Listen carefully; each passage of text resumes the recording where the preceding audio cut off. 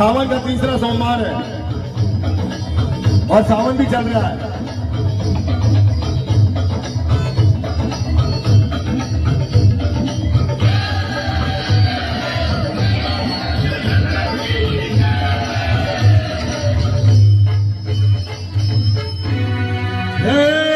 जय जय शिव शंकर, काटा लगे न